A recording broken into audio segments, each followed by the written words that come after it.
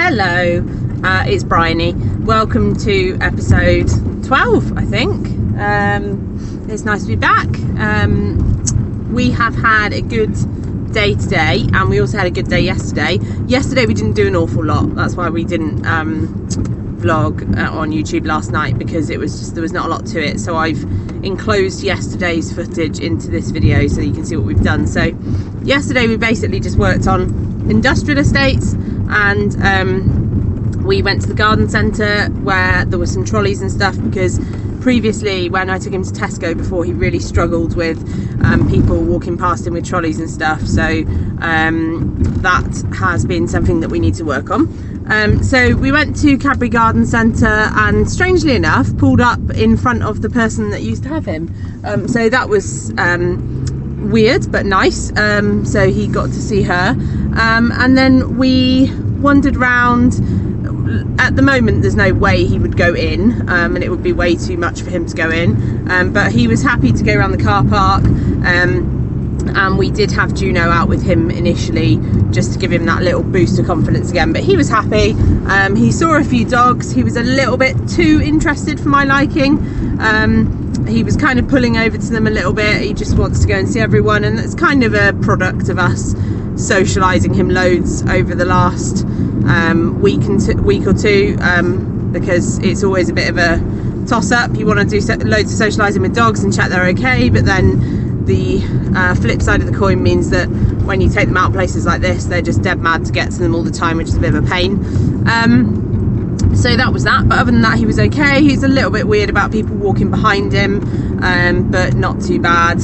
And then, as you can see in the video, we picked up a trolley and pushed that around a little bit, and he coped with that all right. When he's in these scenarios, he's definitely under some level of stress, and there's no point trying to mask that or pretend that that's not happening, because that definitely is happening.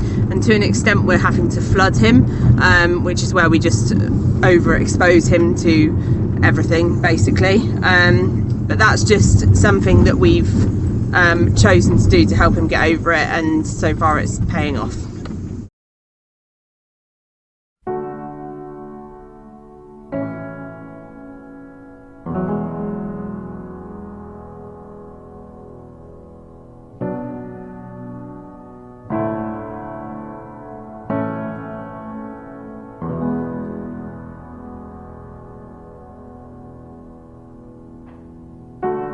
There's a house built out of stone. So the next thing we did was take him to the train station in Yatton with Juno, just for a bit of extra confidence. He found it pretty tricky, but he managed it really, really well. So Sarah was handling him in this situation, as you can see, and I am trying to manage Juno. So we brought him onto the platform when there was a train already in the station, so that we didn't get caught by one rushing in. He managed that okay. He was more conscious of the people than he was the train, really. And then we hung around, and we had this train leave and another train go through at the same time, so that was really good. And obviously you can see there's lots of buggies passing and people and various different bits and bobs, so it was really really insightful to see what he was like in this situation. Floors, walls, and window sills, tables and chairs warmed by all of the dust. This is a place where I don't feel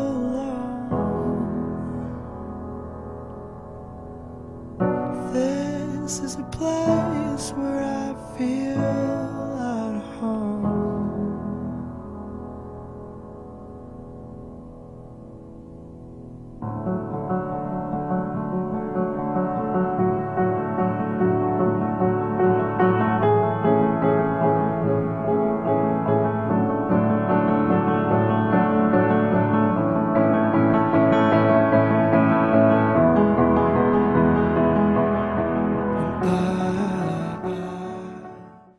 So we also met Jess and Luna today. Jess came over to meet Seth and brought Luna with her, who is her GSD, and they had an absolute whale of a time. So let's have a look at that.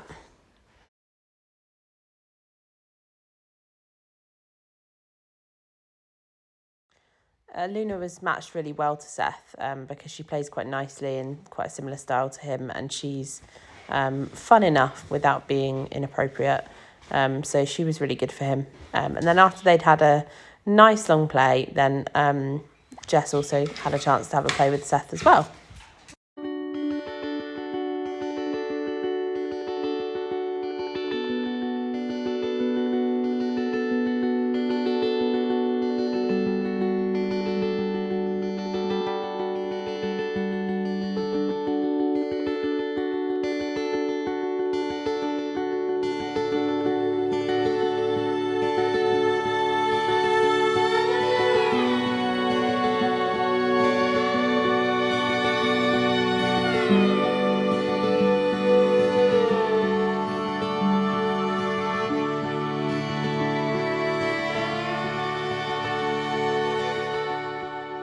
Torn down, full of aching. Somehow, our youth would take the blame. Worn out, the way we let it stay.